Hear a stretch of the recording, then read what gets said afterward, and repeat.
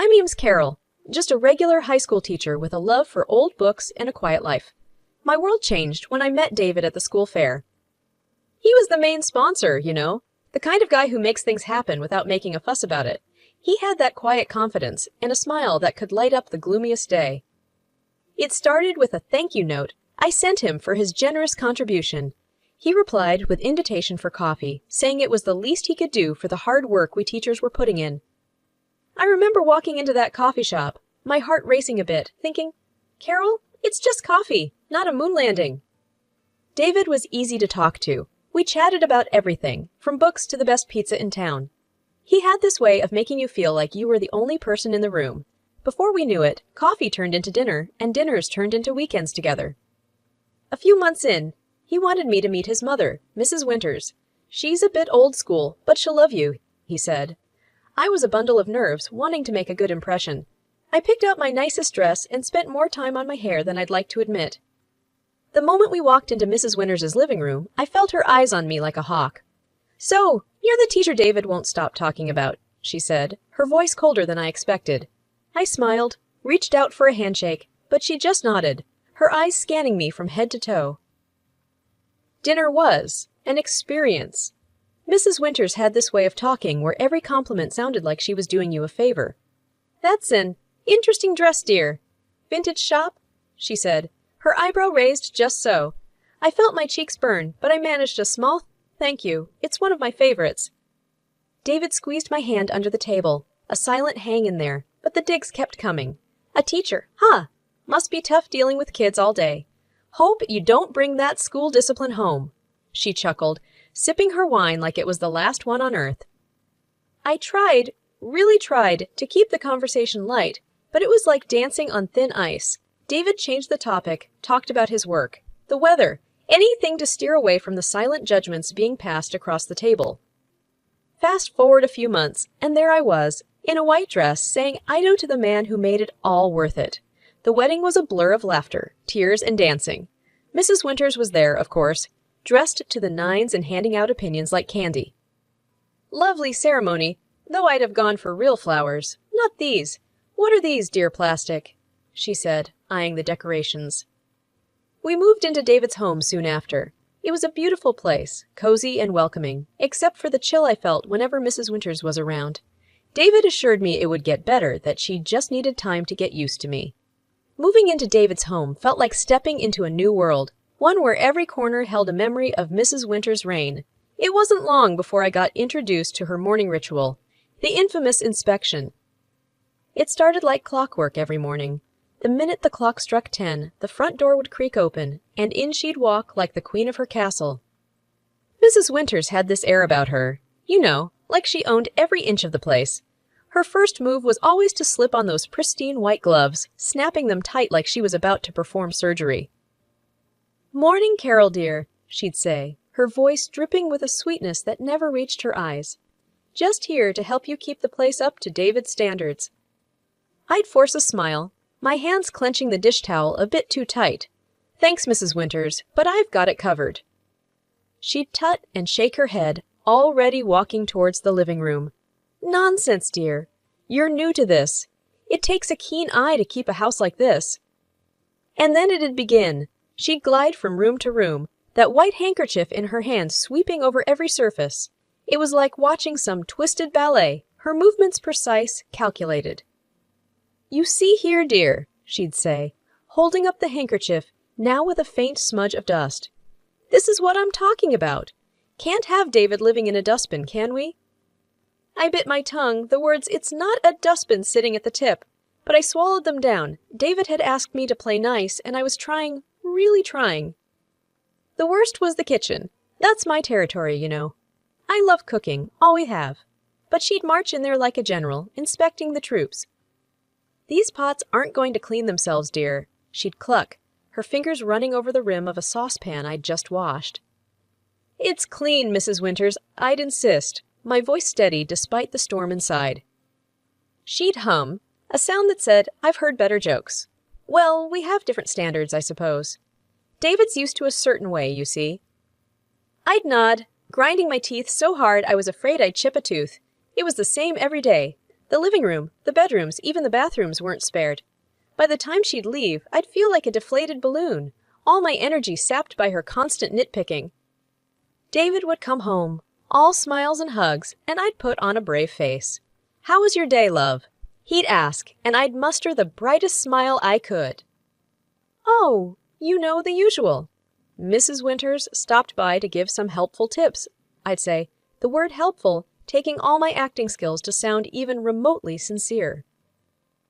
He'd frown, that wrinkle appearing between his brows. "I'll talk to her, Carol. She means, well, she just has her way, you know." I knew. Oh, how I knew. But what I didn't know was how long I could play this game, smiling through the inspections, biting back the words that screamed inside me. Saturday mornings should have been about lazy breakfasts and staying in pajamas till noon. But in our house, they were about one thing, the dreaded family dinner. It wasn't just any dinner. It was the weekly performance, with Mrs. Winters as the stern judge and me. Well, I was the hopeful contestant, always falling short. I'd be up at the crack of dawn, the kitchen my battlefield. Pots and pans clanged, the oven roared, and spices danced in the air. It was my attempt, week after week, to impress the unimpressible, Mrs. Winters. David, bless his heart, would stumble in half awake. "Need any help, love?" he'd ask, rubbing sleep from his eyes. I'd shoo him away with a spoon covered in sauce. "Go get ready. Your mom will be here any minute, and you know how she is about punctuality." He'd chuckle, a sound that held a mix of love and a hint of worry. "Yeah, if you're on time. You're late. That's her motto." The clock hadn't even struck 6 when we'd hear the sharp rap on the door. Showtime. Mrs. Winters and Mr. Winters would step in, him with his warm smile, her with her eyes already scanning for faults. "Smells good in here, Carol. What's on the menu today?"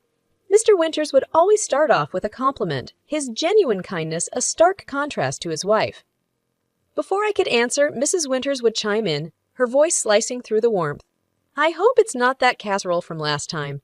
Remember, David, how you had that stomach ache?" David would wince, a silent plea in his eyes, begging me not to retort. "Mom, Carol's been working hard all day. Let's just enjoy the meal, yeah?" Dinner would be a tense affair. Mr. Winters would heap praises, his delicious "dear," and "you've outdone yourself, Carol," battling against Mrs. Winters's relentless critique. "This chicken is dry, dear. You really must learn to keep an eye on the oven," she'd say, pushing her barely touched plate away. I'd grit my teeth, forcing a polite, "I'll remember that for next time, Mrs. Winters." David would try to lighten the mood, his jokes a desperate attempt to bridge the widening gap at the table, but it was like throwing pebbles into a chasm, hoping for a bridge. And then, just when I thought I'd survived the worst, dessert would come, and with it, a fresh wave of critiques.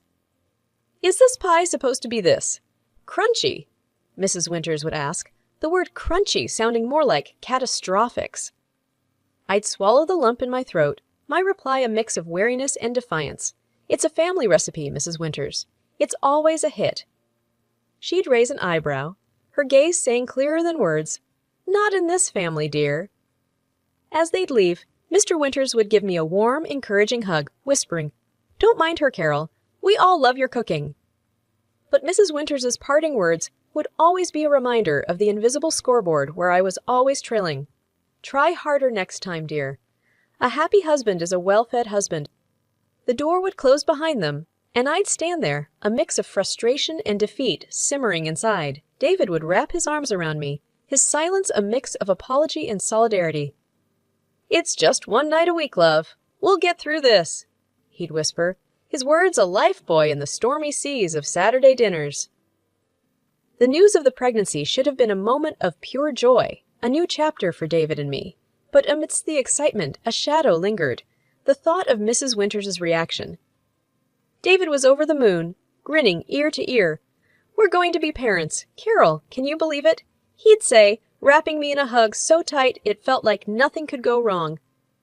But the first time Mrs. Winters dropped by after hearing the news, the air was thick with tension. I braced myself for her words, hoping maybe, just maybe, this new life might soften her. "Well, I do hope you've read up on parenting, Carol. It's not all cooing and cuddling, you know," she started, her tone as sharp as ever. I bit back a sigh, a fake smile plastered on. "We're thrilled, Mrs. Winters.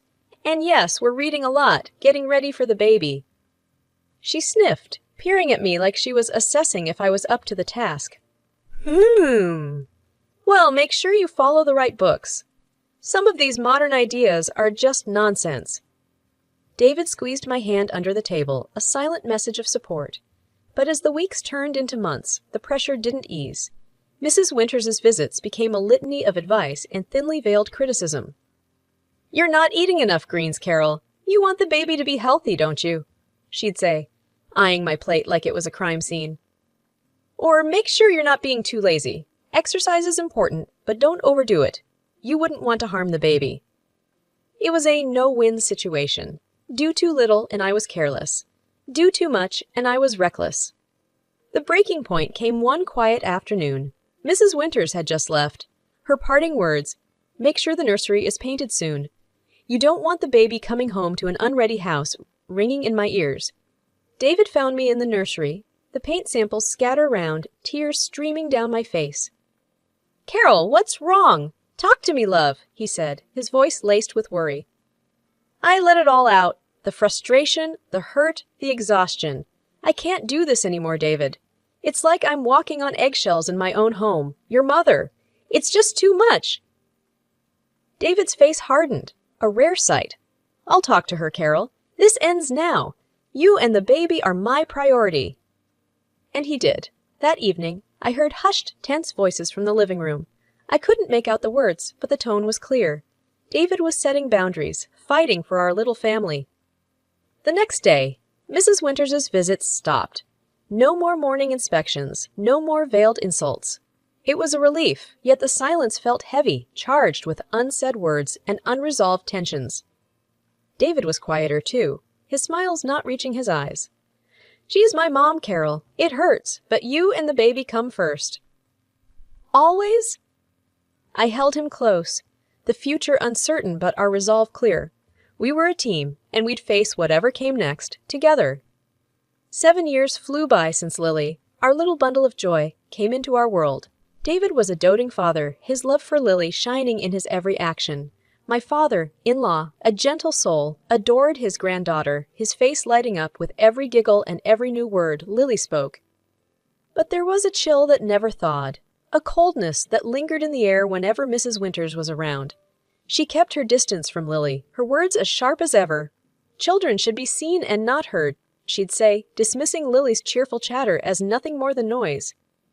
Lily, with her big heart and innocent eyes, couldn't understand why her grandma wasn't like the ones in her storybooks. She'd try, in her own sweet way, to win over Mrs. Winters. "Look, Grandma, I drew this for you," she'd say, holding up a crayon masterpiece. Mrs. Winters would barely glance at it, her voice devoid of warmth. "That's nice, dear. Now go play. Grandma's busy." But Lily never lost her spirit. She found her passion early, cooking.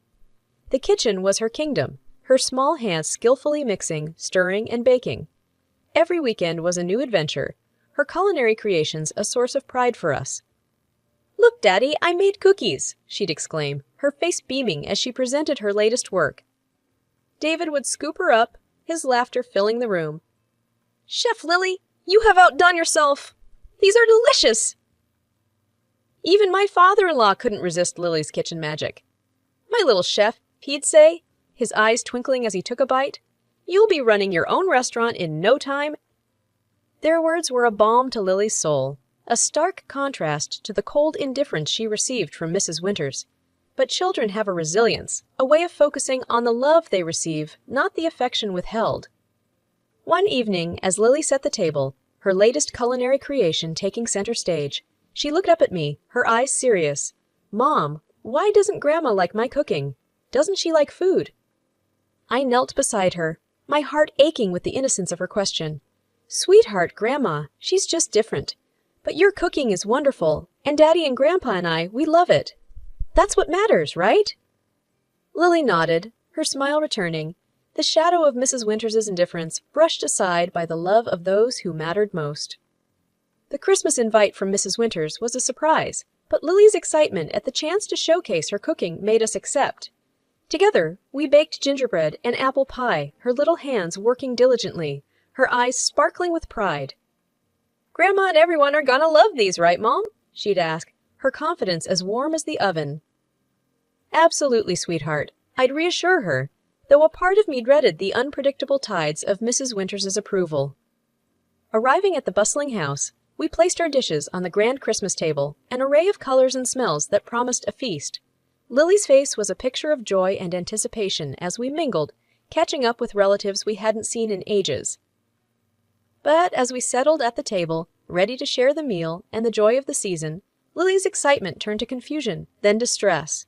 "Mom, where's our gingerbread and pie?" she whispered, her small voice trembling. I scanned the table, a sinking feeling in my stomach.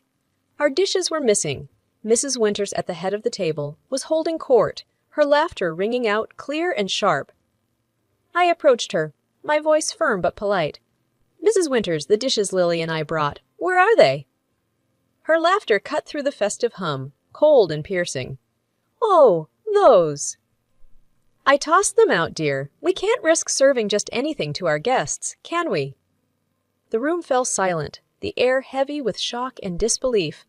Lily's eyes filled with tears, her dream of sharing her love through her cooking dashed in an instant. "But I made them for everyone. I worked so hard," she managed to say, her voice a fragile whisper against the weight of her grandmother's harsh words. Mrs. Winters shrugged, her eyes void of any warmth. "Well, dear, not everything made with love is fit for the table. Better safe than sorry." That was the last straw.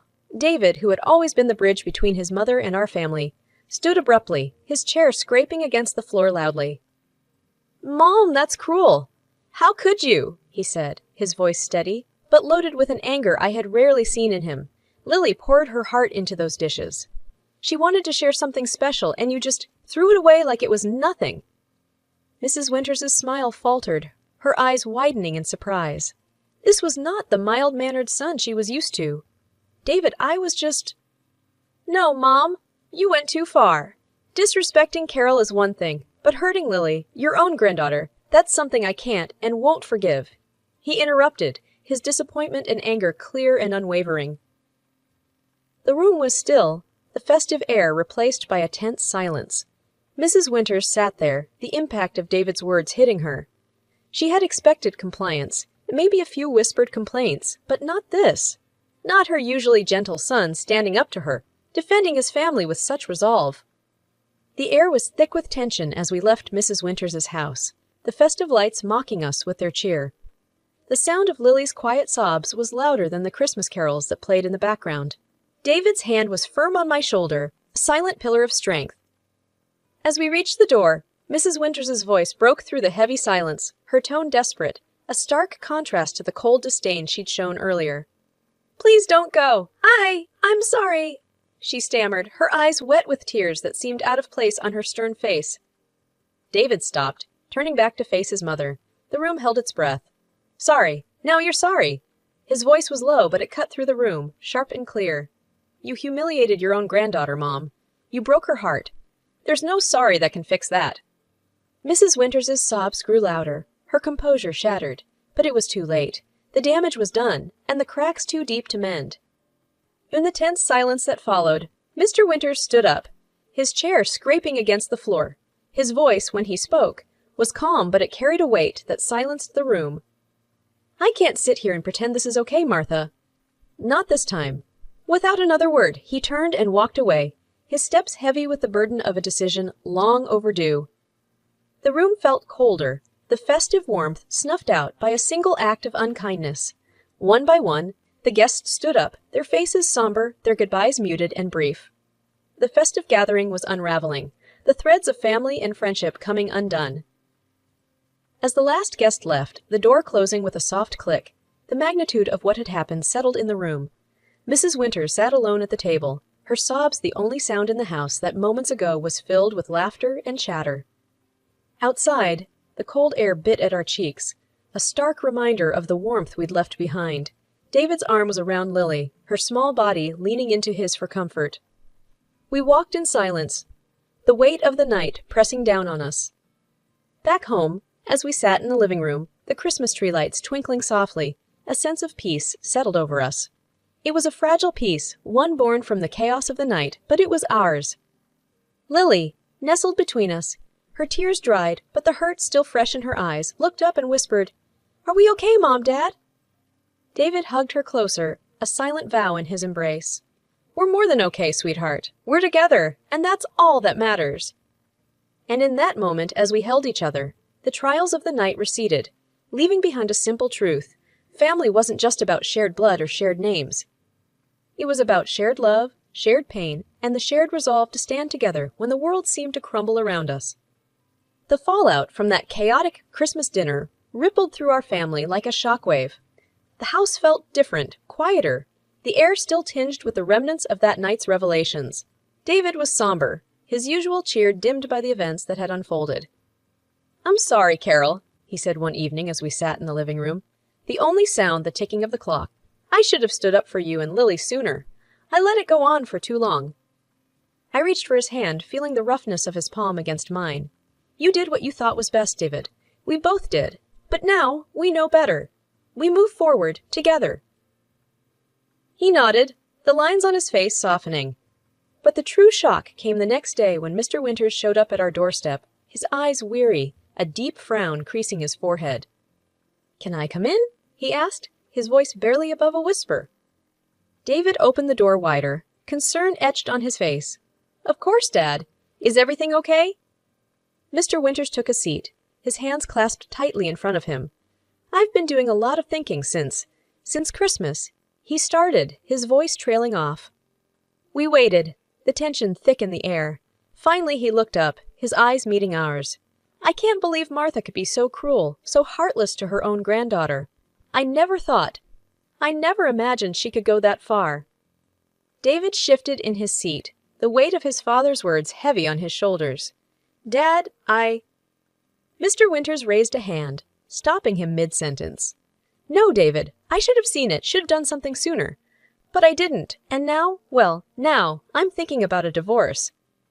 The word hung in the air, heavy and unexpected. Divorce wasn't a word thrown around lightly in our family, and coming from Mr. Winters, it was a bombshell. "Divorce!" David echoed, disbelief coloring his tone. Mr. Winters nodded, a resolute look on his face. "I can't be with someone who shows such cruelty, not just to Carol and Lily, but to her own family. I've turned a blind eye for too long, hoping things would change. But after what happened at Christmas, I can't ignore it anymore." We sat in silence, each lost in our thoughts. The decision was monumental, not just for Mr. Winters, but for all of us. It was a line in the sand, a declaration that enough was enough. "Whatever you decide, Dad, we're here for you," David said, his voice firm. "You've always been there for us, and that won't change."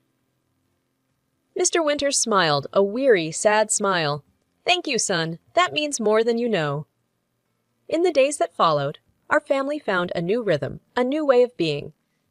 The shadows of the past lingered, but so did the promise of a fresh start, a chance to build something stronger and more resilient from the broken pieces. Lily's laughter returned, filling the house with a warmth that pushed back the darkness. And as we sat together, the three of us with Mr. Winters now a more frequent visitor, I realized that family wasn't about tolerating the intolerable. It was about standing up for each other, about choosing love and respect over blood and tradition. In the quiet moments, when the night wrapped the world in its embrace, I'd look at my little family and know that, despite the storms we'd weathered, we were stronger together. And no amount of cruelty or coldness could ever change that.